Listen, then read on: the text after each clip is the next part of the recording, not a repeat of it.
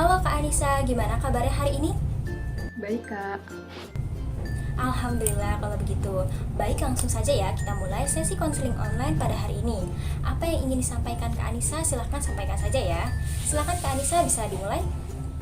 Saya ingin mengungkapkan keluh kesah saya selama menjalani perkuliahan ini, mulai dari minimnya akses internet, harga kuota yang mahal, serta banyaknya tugas dari dosen. Tugas pun terasa lebih berat dan lebih banyak, jadi saya harus menatap layar laptop dan handphone setiap hari. Saya merasa tertekan dan sangat stres selama menjalani perkuliahan ini. Oke, dalam hal ini stres yang dialami akibat banyaknya kegiatan perkuliahan online tentu tidak baik untuk kesehatan fisik maupun kesehatan mental. Maka dari itu ada beberapa tips yang perlu diperhatikan untuk mengatasi rasa stres yang diakibatkan oleh banyaknya kegiatan perkuliahan online ini. Yang pertama adalah tidur yang cukup dan mandi sebelum melakukan segala bentuk aktivitas. Yang kedua, berolahraga. Yang ketiga, melakukan hal-hal yang disukai. Dan yang terakhir adalah melakukan komunikasi dengan lingkungan sekitar, karena di saat situasi seperti ini sentuhan semangat dari orang-orang sekitar itu sangat mampu menurunkan rasa stres yang kita alami. Itu beberapa tips yang bisa saya berikan, semoga membantu ya Kak. Baik, Kak. Terima kasih.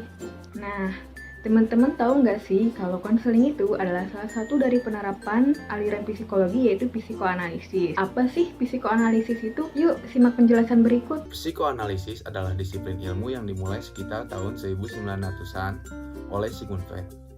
Aspek-aspek yang diutamakan dalam teori ini adalah motivasi, emosi, dan aspek-aspek internal lainnya.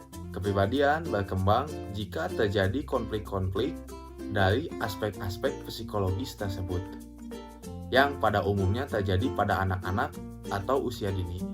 Contoh kasus, jika seorang anak memiliki ayah yang temperamen, ayahnya itu sering memukul baik kepada ibunya ataupun dirinya.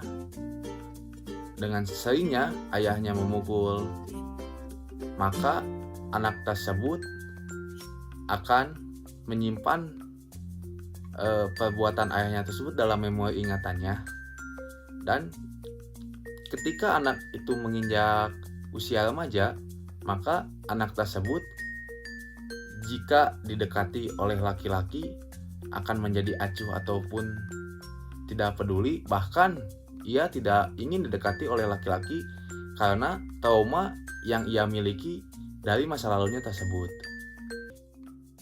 ID merupakan hal yang mendasari personalitas seseorang. ID dapat direpresentasikan sebagai kebutuhan dasar ilmiah, berupa makan, minum, dan sebagainya. ID mencari kepuasan dan kesenangan secara instan untuk kebutuhan dan keinginan manusia. Apabila kedua ini tidak terpenuhi, maka ada beberapa efek samping yang terjadi. Contohnya, tegang, cemas, ataupun marah. Contoh kasus, ada seorang anak mahasiswa bernama Randy yang sangat ingin sekali membeli Vespa, dan dengan cara yang tidak lazim, seperti meminjam uang online ataupun meminjam kepada sanak keluarga dan sebagainya.